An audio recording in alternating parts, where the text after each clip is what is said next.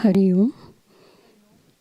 We invite you all for today's evening program by the kids around 8:30 after your satsang. Now the parents are interested in helping us to do the costume and the makeup work. You are all welcome. You can be there at 6:30 or 6:15 before that time. Please come and attend the program and see your kids doing on the stage within one day. Okay, we have got only just 24 hours to complete the work to practice the children. Thank you.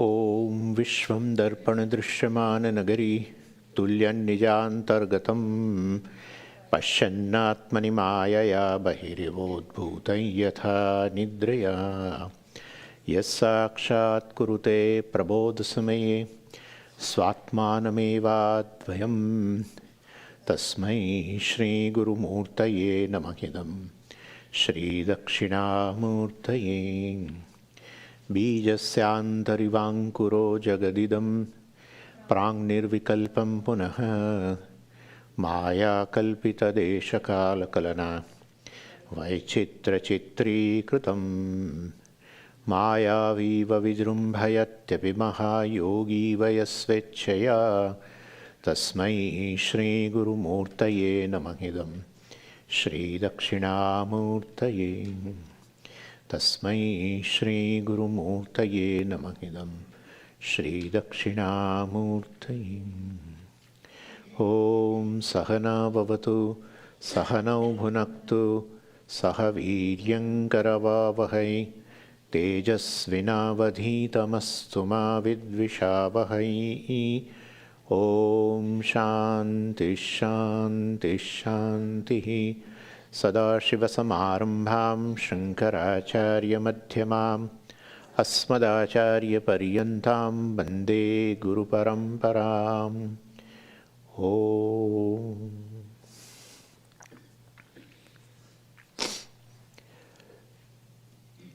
So the religious life in Hinduism has three aspects. And the first one is prayers. Prayers. We have several forms of prayers. Even between different traditions in Hinduism, Vaishnavas have different forms of prayers. And other traditions also. In other dharmas, they are different. So forms of prayer are many. We'll be seeing three types of prayers are there. But as such forms are many, the spirit is one. The spirit is a devotion. Bhakti dekho. It is nothing but a love. Love for a higher principle is always called bhakti. We always use word bhakti for few. For parents we use Matru Bhakti, Pitru Bhakti. For country we use, right? Desha Bhakti. For Ishvara we use. So a principle which is very revered. That reverence is there because of certain understanding. Your reverence has a basis in your understanding of a person or whatever, right? So basically that reverence is there, Shraddha is there, naturally, faith is there, love is there. So definition of devotion is a love along with a reverence and faith. And that devotion gets expressed physical level, verbal level, and mental level. 3 types of forms. And in those forms there is a variety. Varieties of are there. It's like to show a attitude of a friendship, that's a spirit in you. There are several forms. If you go in a Gulf, they show in a one way. I don't want to show that, but they show in a one way. In India, we show in a different way. Even, with we shake the hands, also indicating a friendship. So anyway, so my point is forms are many. We'll be discussing it.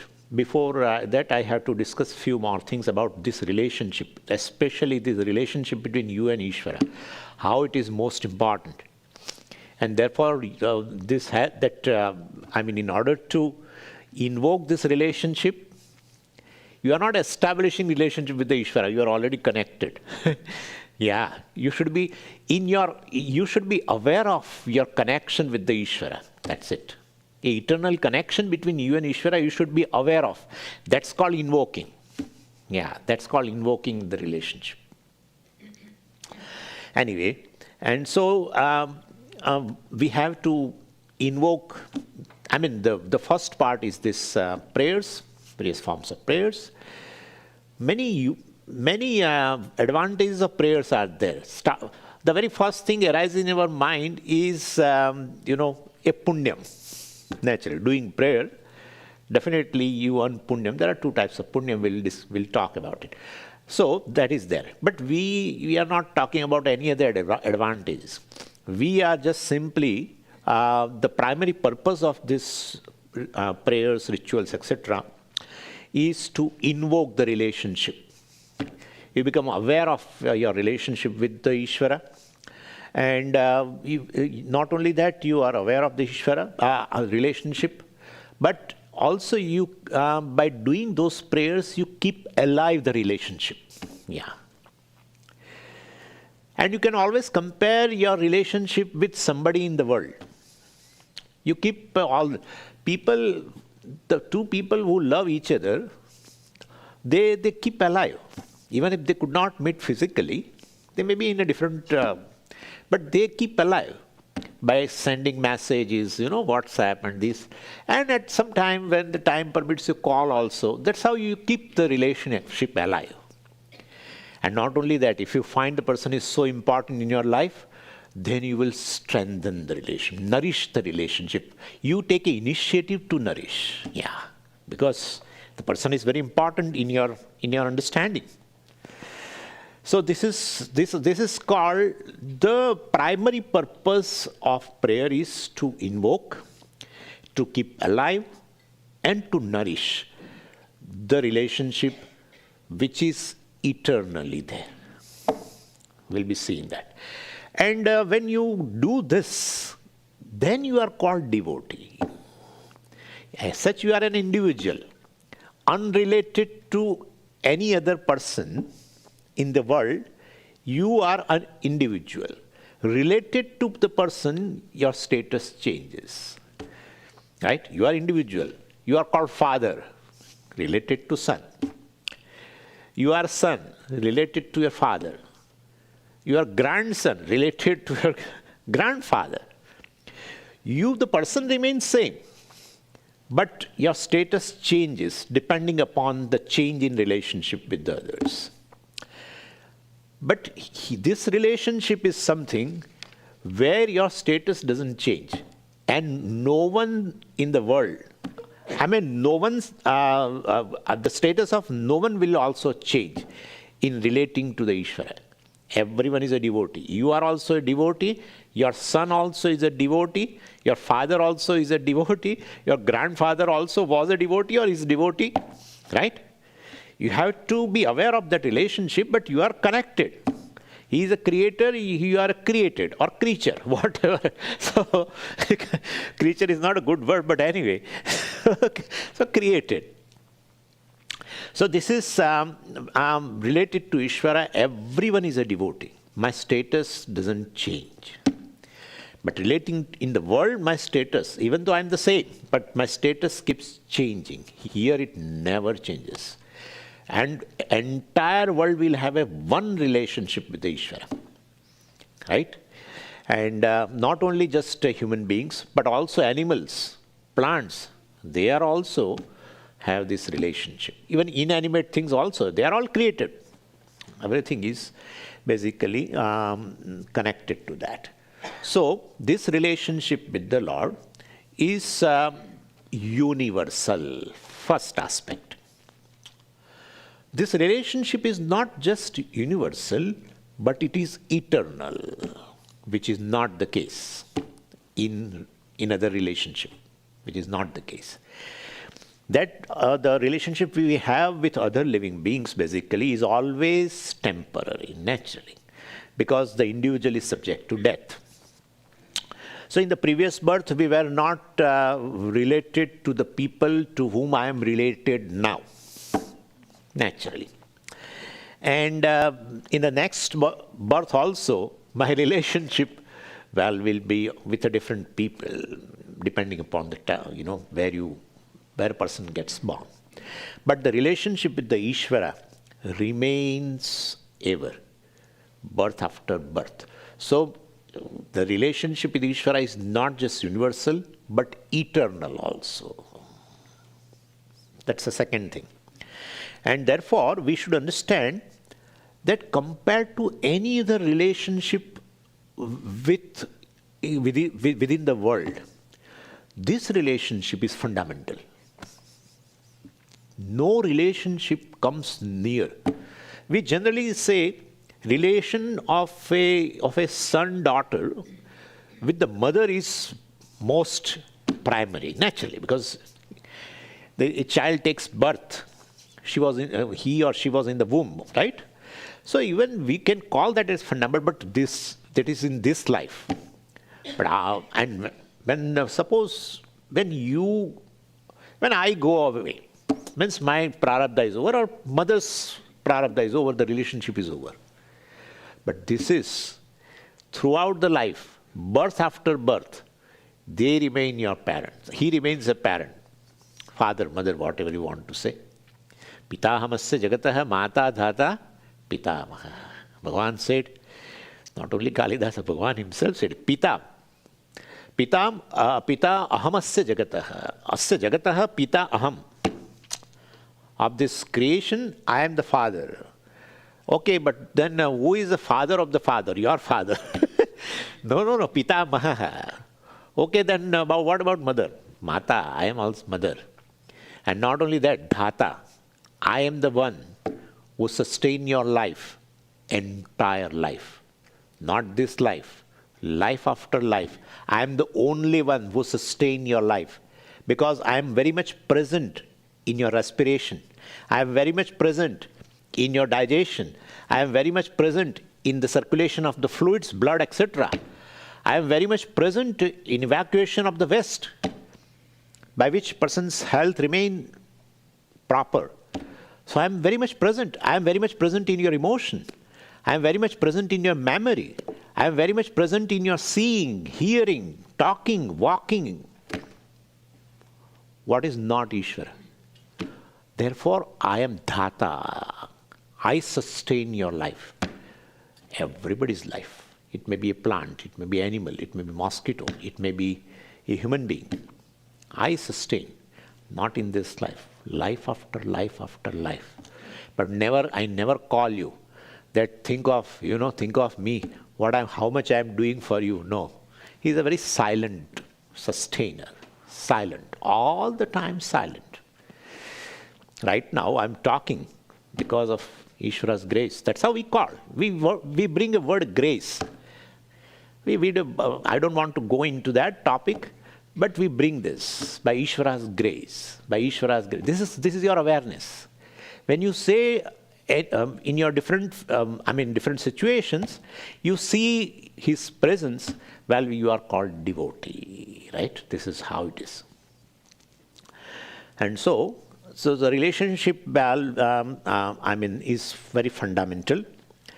And not only that, in order to have a mental sanity, they say a human being should have a relationship with the world. Relating to the world, you are, living a life, which I was talking yesterday.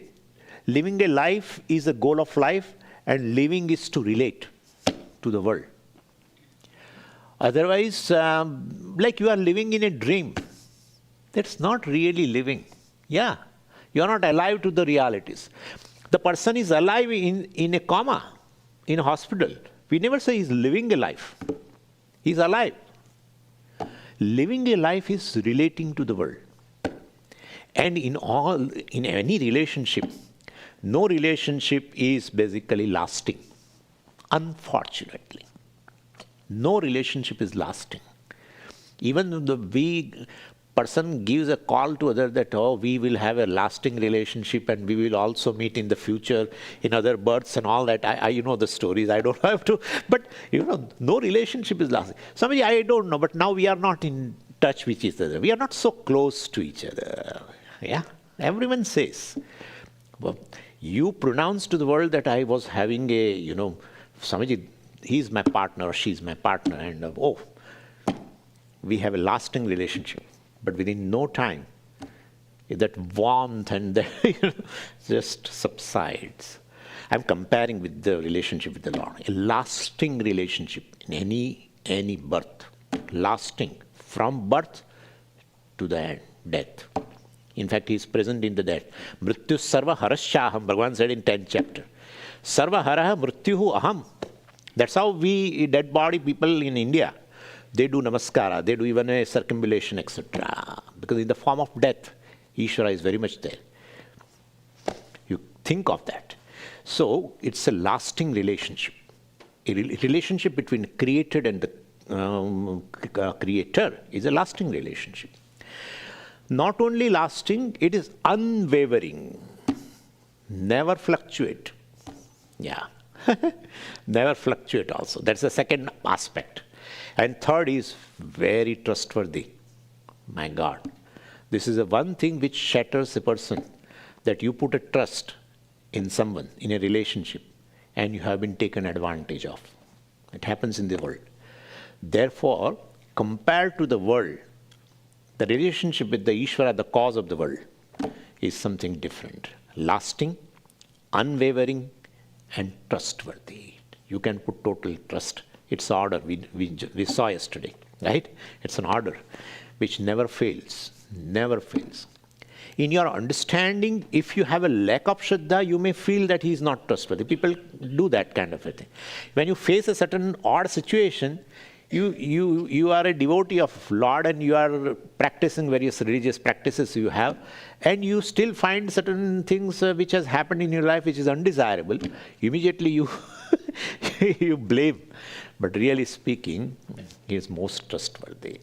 It's our own karma phala comes, and that also comes for certain learning. We don't learn, that's a different thing. But that comes, that's how somebody said, one manager, very successful manager told, that what is the secret behind your success? Well, he said a right decision. And then what is the secret behind your right decision? He said wrong decisions. It's true. It's true. Person has learned from wrong decisions, must have created certain undesirable situation. From that person has learned. Mostly it happens like that. Mostly it happens. Behind any successful person, you will always find, if you read a biography, etc., well, you will find that they had undergone several types of situations which are not which are unwanted. Anyway, so, so if to enjoy certain mental sanity, etc., we should have a relationship. We should relate to the world, but at the same time, we should have we should give most, we should give importance, more importance to the relationship with the Lord, because it is lasting, it is unwavering, and it is trustworthy. And then you can enjoy certain mental sanity, etc. And this is the bonding between created and the creator. And well, at this level, there is a relationship of Janya Janaka. Janya, created, Janaka, creator. Or they say Swami Bhrutya Bhava. Very, very, very beautiful. So Swami means he is a Lord, and Bhrutya means I am a servant. Servant means I have an attitude of service, which is a very, very nice principle of Panchamahayagnas, very nice principle of Karma Yoga. So understanding this relationship in offering attitude in the world, looking at it as all manifestation of Ishvara will be there. And so a devotee's expression can be in the form of a servant, can be in the form of a friend, right? Arjuna considered Bhagavan as a Sakha. And Bhagavan also says, yeah, you are my friend. Look at that. Amazing it is. I think how much Arjuna was so lucky to, in many aspects, many aspects, to see even the form of the entire universe. In a given form, whatever the form of Krishna, 5 feet 6 inches or 6 feet, whatever, in that he showed a cosmic form. Amazing it is, including the time and everything. Kalohamasmi, Bhagavan said. I am Kala, etc. Anyway, so attitude of a devotee can be of a servant, can be of a friend, can be of a mother. Yashoda. He wanted to relate with the Ishvara as a child. So, Bhagavan, that's how Bhagavan said in Bhagavad Gita, well, ye yatha mam prapadyante tams tathaiva bhajamyaham. In whichever way they invoke me, they relate with me, people in the world, in that form I am available to them. It's amazing. So he is available. In one avatara, he is available in many forms, right? And many forms, many ways, I'm sorry, not many forms, but in many ways. To Krishna, to Yashoda, it is a child, and to others is Sakha and all that. Now, a few more things I would like to highlight about this. In a relationship, you always find that you move closer to the person, and the person also moves closer to you, something like that. But Ishvara-devotee relationship, well, does not undergo any change. In this relationship, all individuals are related to Ishvara enjoying the same status, factually, same status as devotee. Anyone can say, anyone can claim, I am more close to him, more intimate to him. Anyone can claim. Yeah. Sometimes in a worldly relationship, you may claim that I am very intimate to this person, but the person never claims that. This happens.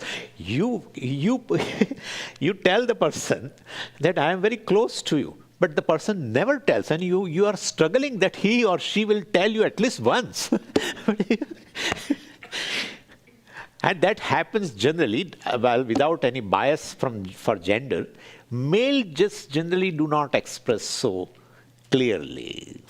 Women generally express their love, that I am very close to you, etc., in many words. But this male have certain difficulty, I don't know whatever, but they generally don't express. They are not so expressive, I would say, in general. Anyway, so so anyone can claim I am more intimate to him. Then basically, when can I claim that I am intimate to him, close to him? Only in my devotion. Well, I can be more intimate to him. More the devotion, more you feel the presence of Ishvara. More intimate the person, more the person remains in your awareness. whatever you do, person always remains in the heart. Person might have gone to, like children, for mother especially, father also. But children go for a study to United States and all. But mother always, whatever she does, daily chores and etc. But in her heart, all time. Then evening, well, she says, let's call now. So, because very close relationship. So here also, only in my devotion I can be more intimate to him.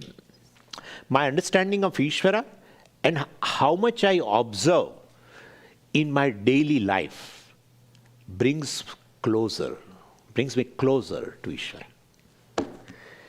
It is factually, every individual is related to Ishvara in a same way as a devotee, etc. Emotionally, there is a difference. Like factually, two sons are basically related to the father, but one may be closer to the father in the son's emotion, right? Emotionally, one can be closer, one may not be closer. Factually, both are related in the same way. Both are sons of a father. But in terms of emotion, one is closer. Same way in your devotion, it's also emotion, love.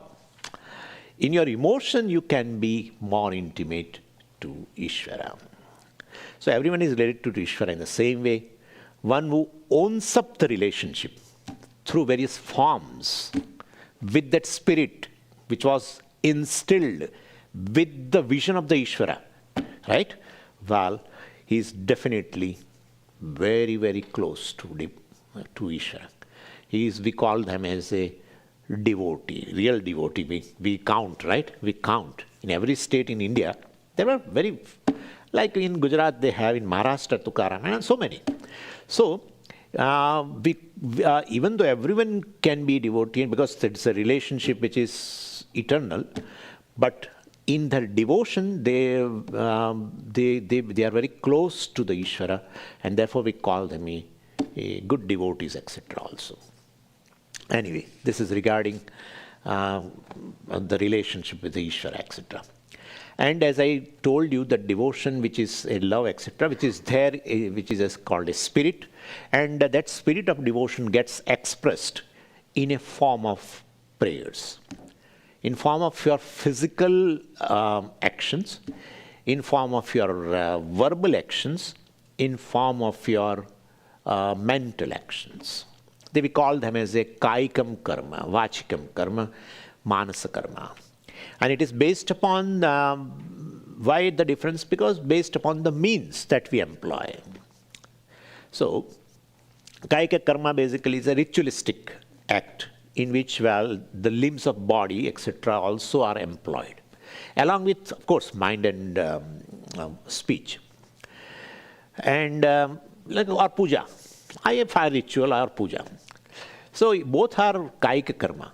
But yajna, etc., the fire ritual is a shrauta karma, Vedic karma. And then other pujas, etc., we consider generally is a smarta karma. But the body is involved in that. The limbs of the body is involved along with the speech and mind. A total involvement. That's a kaika karma, where all the limbs. That's how punya also is more. Anyway. So, the second one is a verbal, where only two, mind and speech, are involved. That is chanting and singing the glories of Ishvara. Chanting, doing a stotra patha, singing a bhajan, etc. All these are forms, please understand. The spirit is that devotion, that love, reverence, faith. That is a spirit. Gets expressed in various forms. And third, of course, is a mental karma. Well, that is, in the mental karma, there is a directed mental activity. And one can do, you visualize a form, right, mentally. You place a flower at the feet mentally, do the namaskara mentally, and, well, visualize that you are sitting in front of the Lord and doing a japa, mental chanting, doing a manasa, then doing a puja also, purely mental. Therefore, that is meditation. when you do this ritual, puja, etc., or chanting, etc., just mentally, it's called meditation. That's how we have Manas Pujas also. Several Manas Pujas were written by Shankaracharya ji. Yeah. So that's also another form, meditation. So there are various forms of prayers. And behind them, the spirit is devotion. Now here a big question arises. Generally, we all of us we face. Swamiji, it is there. Forms are there. Like I do my puja and this, or I do a Stotra Patha, Vishnu Sahasranama, etc.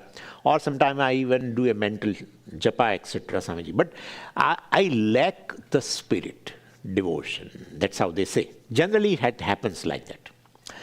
So we lack devotion. Then, well, our solution is only one. Fake it till you make it.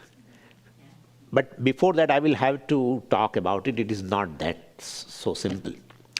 So, that will, of course, instill the devotion in you.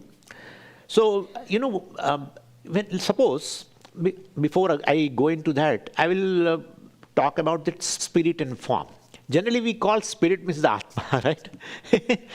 So, when a person dies, the spirit who was occupying this given body has left. We say that. And then this body is no longer a livable, this body is no longer a lovable. Right? Body with a form. Without spirit is not livable, not lovable. Anyway, so what is left now that dead body, carcass, well, is left to be buried. Spirit is gone. And this spiritless form is called a dead form. Similarly, we have lot of religious forms, pujas and chanting and etc. Even closing the eyes and doing some meditation, manas japa. So we have a lot of religious forms, but that are dead forms because that spirit is not there. So, or the spirit is not instilled rather. Once that spirit is there and Swamiji it has gone, would not be, but spirit is not instilled. So if the form, so there are two things. If the form itself is not there, there is no question of spirit. And if the spirit is not there, the form is dead. Could you follow? So if the form itself is not there, then where is a question of devotion? All this kaika karmas, etc., or vachika karmas or manasa karma, nothing is there, no form, then you say, I have a devotion.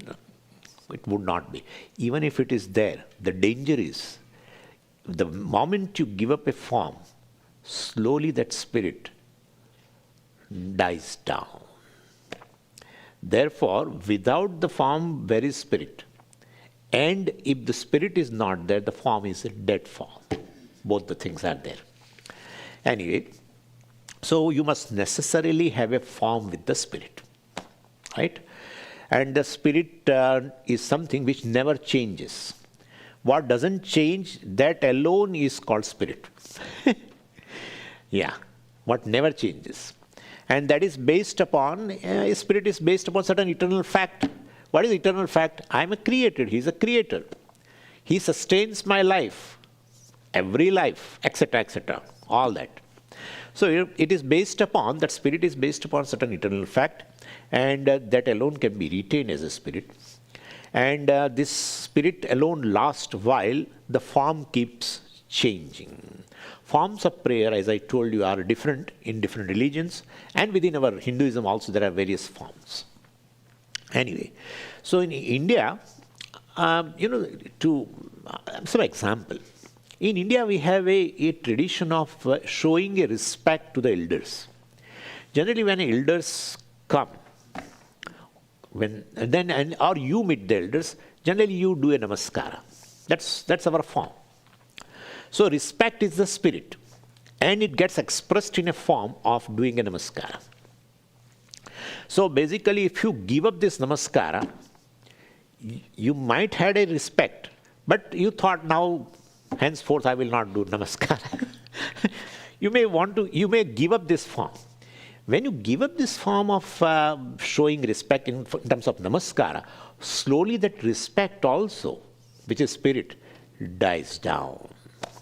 If you want to keep it alive, you have to keep that respect. I mean, you have to keep doing the namaskara. The form should be there, then the spirit will remain. So if form is not there, there is no question of spirit, which remains. Spirit also dies down. And if spirit is not there, then form becomes dead. Form is gone, spirit dies down. Could you follow? So this is the thing. And this is a situation we generally face, all of us face. And even in United States, I heard, I'm not aware of so much about this, but I heard that you always acknowledge the other person's presence, a welcome presence, by how do you do, etc. Right? Generally, the earlier days. Or then they say howdy, etc. Or now, hi. Wherever you meet in trail, in India, this thing is not there. But here, anybody, you walk on a trail, anybody who meets, you will say hi, at least. Means the person, this is a form. And what is the spirit? A certain welcome attitude, acknowledging the presence of a person, etc. So if that hi also goes away, suppose, and still you say, well, I acknowledge the presence of a person, I welcome a presence of a person, will slowly go away. If you stop hi, etc., that also will go away, right? So we have to understand both are essential. Both are essential. So if the form is not there, the spirit will also die totally. On the other hand, if form alone is there, spirit also has to be instilled. Yeah, that is what our point is. And so we have puja, recitations, chanting, and then the singing bhajans, rituals, meditations, visiting temples, all various forms. Yeah, and they are very much necessary. Without a form, there can be a spirit, and we require all of this, and which stands for the form of religions, basically. But if the spirit is not instilled, this form will become obsolete. That's how the modern children, they always want to know. Well, you say, do a little puja every day to a child. He says, why? Why should I do? Come with me to the temple for having a darshanam of Lord. Why should I come? Why do you go? Instead of there, let me go to church or something else. Why should not I do that? Why you are doing that? Something like that. Why you are doing this chanting? What are you doing? Something you are chanting Vishnu, sir. So they will ask, why you are doing all this? And if parents have literally a spirit inside, based upon a vision of Ishvara, which we discussed in 2 days, then they can definitely make understand that in your life, all the time, every moment, you are experiencing Ishvara, starting from the sunrise, right? In a sunrise, you recognize the presence of Ishvara, all-knowing Ishvara, pervading the sun, pervading the function of the sun, totally. Like the wave is pervaded by water. Because all that is there is knowledge of Ishvara, right? And knowledge is never separate from the conscious being. Therefore, the Ishvara, the all-knowing conscious being alone is in the form of space, time, sun, etc., everything. And their functions, which we called order yesterday. Therefore, you can show the presence of Ishvara. First, you have to explain maker, material, etc. They understand. Here sometime, when the children come of certain age, of course, 10 to 14 or something, they explain the concept of Ishvara, etc. Maker, material, they understand. Yeah. And then you can show the presence. That Ishvara is not something to be believed. Ishvara is something is to be understood, etc. They understand. And well, we have to keep this a very fundamental relationship now. Creator created. And therefore, so we have to keep it alive. We have to nourish this relationship, very lasting, etc. And for that, this is a form, going to temple, etc. Then they will understand. They will understand. Otherwise, no. I would feel in a next generation, nobody would be going to the temple. Nobody. That day, we used to say the churches have this issue, that people are not going. I feel even the temples also, here, not in India. Huh? Yeah, in India somehow, that spirit is there. Yeah. Because of our festivals. All our festivals are religious festivals. All the time connecting to Ishvara in the form of he or she. And therefore, it remains alive. And you nourish it also. So therefore, there is a little environment is there. I'm not criticizing, but here it's a different environment. And so here a little more conscious effort has to be there. It's quite little, otherwise it is difficult. So anyway, so this is regarding form and spirit. And so, but Swamiji, forms are there because I'm doing puja and all that, but there is no spirit. What is to be done? Well, you have to create an environment in which you discover the love. And that environment is understanding Ishvara, gaining the vision of Ishvara, which will definitely help you to discover a certain love. Love is not a will-based. You cannot decide to love. Never. Okay, from tomorrow I will love you. Okay, from tomorrow morning, 7 o'clock, I will start loving you. It will never happen. Love is an emotion which is not a will-based. You discover this love in a certain conducive environment. You have to provide that environment. Like they say, this is Puja Swamiji's example, and I really like it, that you are working in an organization and in the same department. You are, suppose, a department of finance department is there, and you are working hard, and your colleague also is working hard. But at the end of the year, he got promotion and increment more than me, and I was not promoted. I was given increment also a little less. Then definitely I had developed a hate for this person, dislike for the person. And and with the hate and dislike, because every day you are going 5 days a week or whatever, 6 days a week, so you develop a dislike or a hate for the person. And person he understands that you really don't like him, but his heart is not burning as much as your heart is burning. Now you want to get rid of this. So you go to a Swami, and Swami says, well, give a flower for 30 days to that person. And you don't want to do naturally. And he said, what will he think? You think like that if I start giving flower, what the other person will think about me? That's our issue all the time. Before doing anything, we have this issue. And ultimately, then Swami gives a solution that tell the person on the first day while giving a flower that my Swami has told me to give. That's how I'm giving you. But otherwise I dislike you. I hate you. So that would be better. And he is ready for that. And so he gives with a hate. Puja Swami used to show also. When you give, your face in this direction and giving. You are creating an environment. Giving a flower, giving a gift is always a conducive environment to discover love, not hate. Not hate. Do it. Never. Swamiji, more I give flower, more hate develops. Never it happens. Hate is there and you start giving and you find there is a decrease in your hate. First day you express that I hate you. After a week of giving, at least your face has now little turned down that direction. And at least you don't express that I hate you to the person. And well, after some time you find that the hate has gone. That happens. So love is something which is to be discovered in a conducive environment. And here the conducive environment is of gaining the vision of Ishvara and seeing in your day-to-day life, of course, what is there is Ishvara, and therefore seeing that in your life, day-to-day life, then definitely it's a conducive environment which will help you to develop a love Of course, reverence is there, faith, of course, is there. You know everything.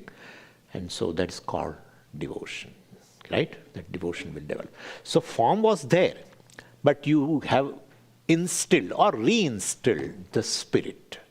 And now it will sustain. Form and spirit will be sustained.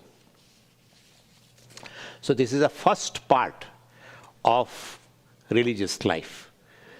Doing prayers with a certain spirit, etc. Second part of this religious life is a life of values, certain ethical life, which has been discussed beautifully in 16th chapter, in the first 3 verses. Those values which can constitute a religious life, they have been discussed. As such, this there it is. The 16th chapter is called Daivasur Sampat. So Daivi Sampat, Asuri Sampat, spiritual wealth, religious wealth, in terms of values, and Asuri Sampat. Both of these types of qualities, Daivi and Asuri, appear to be very natural actually in one individual. So even you will see, not a normal person, even a rank criminal, we say, well, Asura kind of a thing, even a rank criminal also has a certain sympathy, a friendliness, an affection, at least for family members or few others. So you discover a certain good qualities also under certain circumstances, even in so-called criminals also. So in that way, the opposite qualities, seems to be very natural. If both are present in me, then maybe both of them may be my nature, but it is not. In fact, certain values are not in keeping with the nature of Atma. And certain values are in keeping with the nature of Atma, and therefore you love them naturally.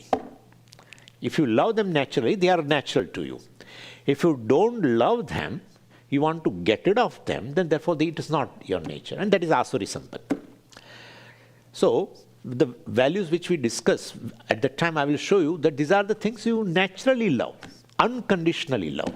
Therefore that is in keeping with your nature of the self. So how unnatural this Asuri Sampada, etc., that has to be seen by first understanding the values and then being alert about cultivating them.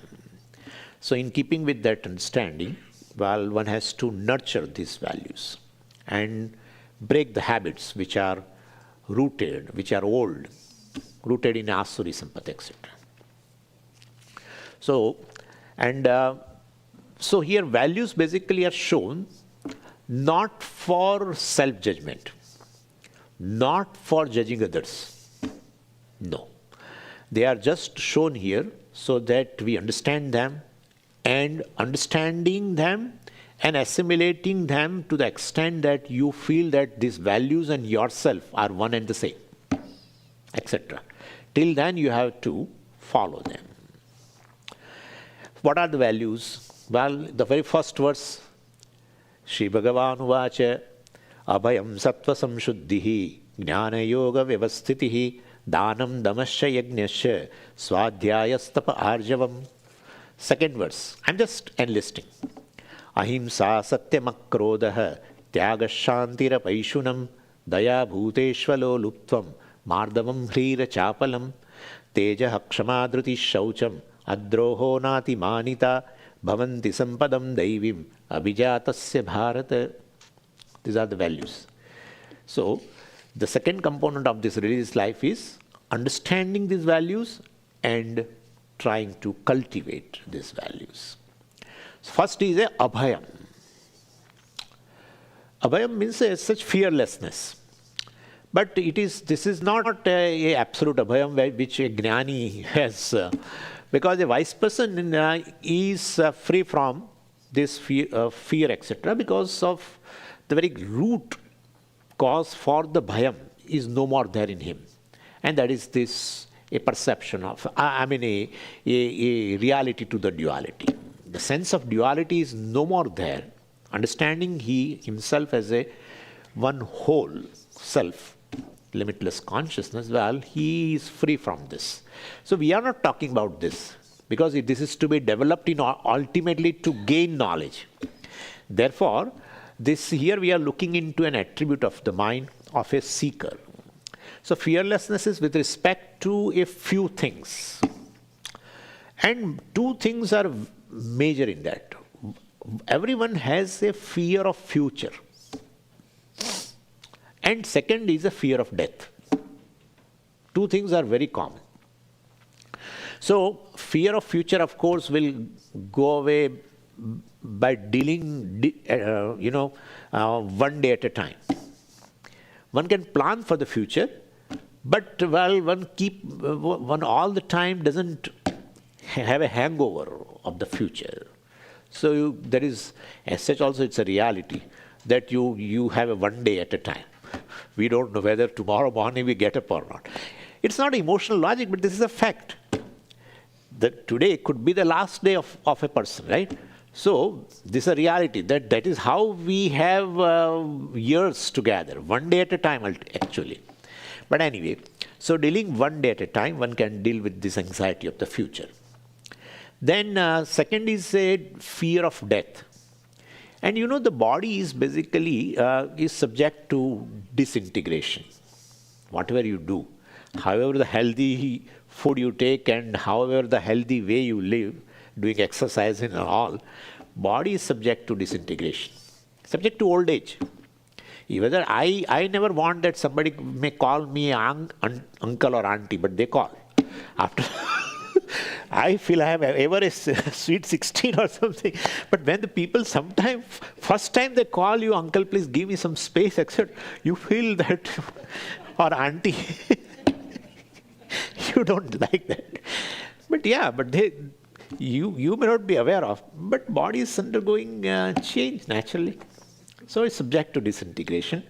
So more intimately you understand as a universal phenomena. Please understand. The physical world is in grip of the time. And anything it may be, plant, animal, anything. Well, so more intimately you understand, well, death, the fear of death becomes less problem. I would not say go away, but it becomes a less problem. That is required. Otherwise, there are some people who are fearful for death due to some phenomena of the past in childhood or something. So much. Then we have to tell them, take help of a psychiatrist. That's in very much excessive measure. All the time there is a fear of death. Then, well, anyway.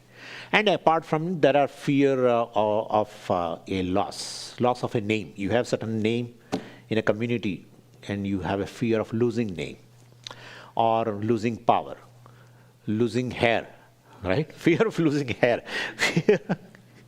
The example is right there, okay? So fear of losing teeth, or fear of losing health, and fear of losing possessions, relationship. We are all the time stuck with this. Where is the question of thinking over I am Brahman and all? Could you follow? I and God are one, because mind is filled up with this. Fear is something which one is born with and one dies with. Yeah, varieties of the fears, including fear of death. Second, Bhagavan says the value is sattva samshuddhi. Sattva means antakarana, because it is made up of sattva, aspect of all the elements. Therefore, antakarana is called sattva. Upanishad also uses the word sattva for antakarana. So sattva samshuddhi means purity of the mind. If you have all these values, then you have a purity of the mind. Therefore, this is something different. Yeah. Purity of the mind is a result of all the values. But here Bhagavan narrates it as a one of the value. Then Bhashyakara gives a different meaning of this. And it is because it is a separately mentioned as a value, therefore. It's not a result of understanding and assimilating value. Here, sattva samshuddhi means a clean thinking. Means giving up deceit, cheating, falsehood, in your interaction with the people world. That's how Bhashyakara defines this value in that 16th chapter. So this is Sattva Samshuddhi. Third is a Jnana Yoga Vyavasthitihi. Abhayam Sattva Samshuddhihi Jnana Yoga Vyavasthitihi. So this is a third. And Jnanam means a self-knowledge here, received from the Shastra and the teacher. And that teaching is in form of what? That word Atma and word Brahman are synonyms. Word I and Brahman are synonyms. This is the culmination of teaching, where you understand that they are, well, not two different things. Yeah. They appear different. Atma means I take myself as an individual, the individual, Jivatma. And Brahman, Paramatma, different. Means the teaching is not yet, over. Anyway, so this, for gaining a clear teaching, well, that understanding has to be released from any obstruction, and if any. Because what happens is, this is a question of all seekers. That Swamiji, I have a clear understanding of this teaching, but yet I am not able to claim. I think yesterday we discussed also. So then there is obstacle, definitely obstacle is there. And so that understanding has to be released from some obstacle it may have, and that obstacle doesn't go in spite of exposure to the teaching. If obstacle doesn't go, there is a lack of preparedness also. Therefore, so this is taken care of by contemplation, etc. I mean, the obstacle will go away with a certain preparedness. Then, so that's called Jnanam, clear understanding, that I, the Atma, is Brahman. That's called, and yoga means basically here a contemplation. Jnana yoga means here contemplation upon the teaching. The teaching which you have received, well, you basically ponder over again and again through the listening and reading notes and other things. There are several ways to do contemplation.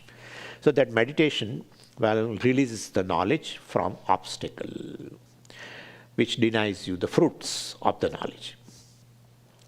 And in order to contemplate, well, I told you, a certain preparedness, that is nothing but a certain mastery over your senses.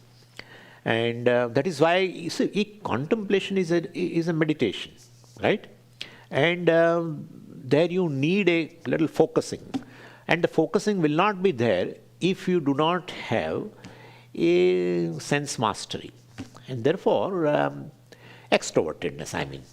So that extrovertedness is there, your mind basically, as you sit for meditation, mind will go to the various sense objects. Anyway.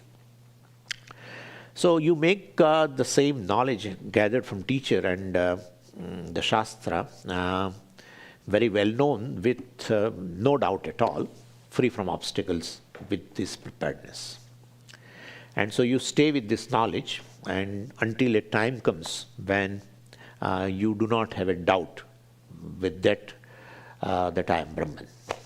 People yesterday, I think, was asking a question, how long we should do contemplation. So, like you have not to meditate that I am a human being. No one meditates. Neither you remind yourself that I am a human being, I am a human being. As you get up in the morning, you have to tell yourself that I am a human being. No, it's not. Right? No means are required now. That's called clarity. That's called clarity. So here also I am Brahman, I have not to remind. Neither I have to employ any means, including meditation, contemplation. You don't need. Well, till then one has to do. So you don't need to stay with yourself as such, because it's yourself, right? It's just yourself, and you are very clear about that who you are, etc. So the tendency to spend time for contemplation is very natural to the person who has this Devi Sampat. That's how Bhagavan mentions here also. Anyway, the fourth is a Danam.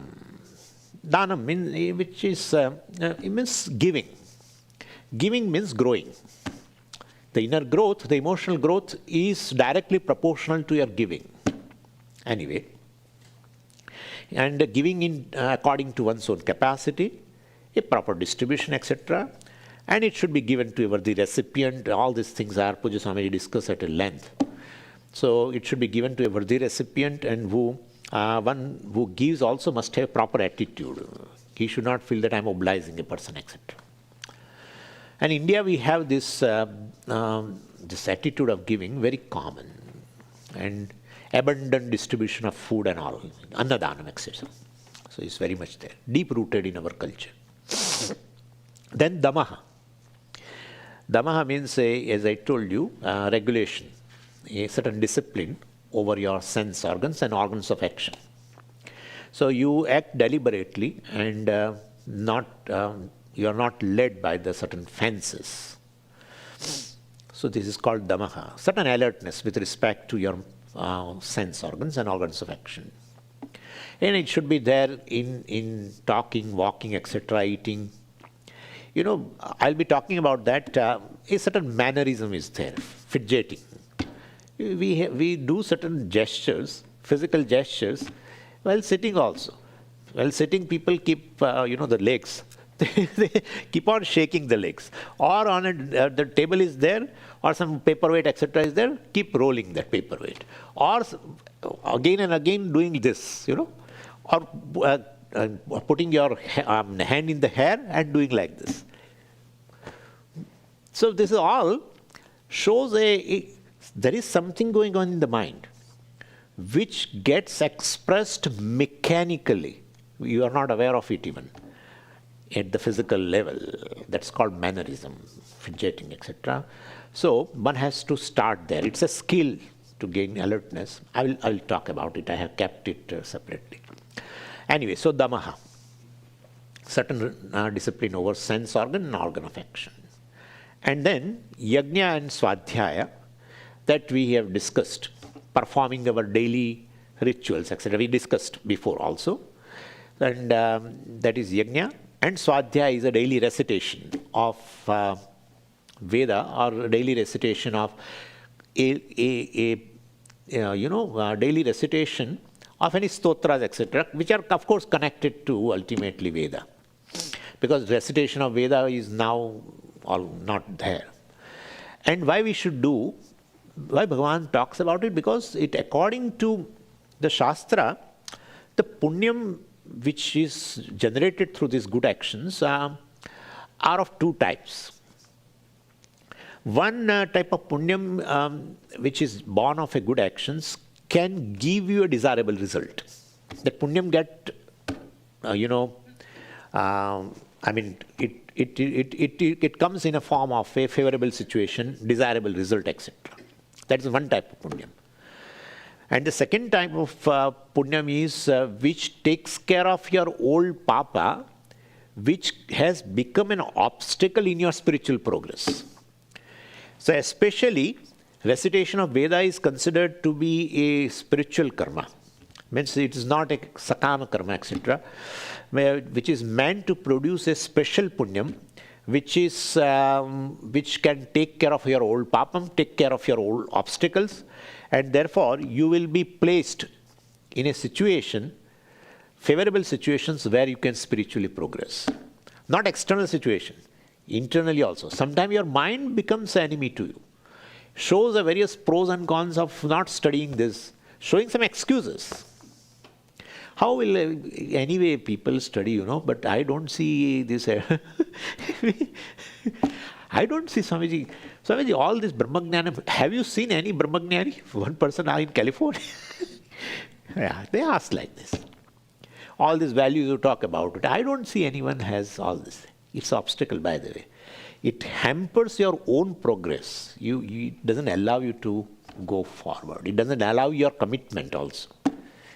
So therefore, that is our old papa.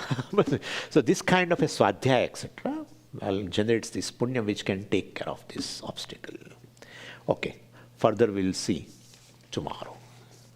Om Purnamadah Purnamidam Purnat Purnamudachyate Purnasya Purnamadaya Purnamevavashishyate. Om Shanti Shanti Shanti. Harihi Om Shri Gurubhyo Namaha. Harihi Om.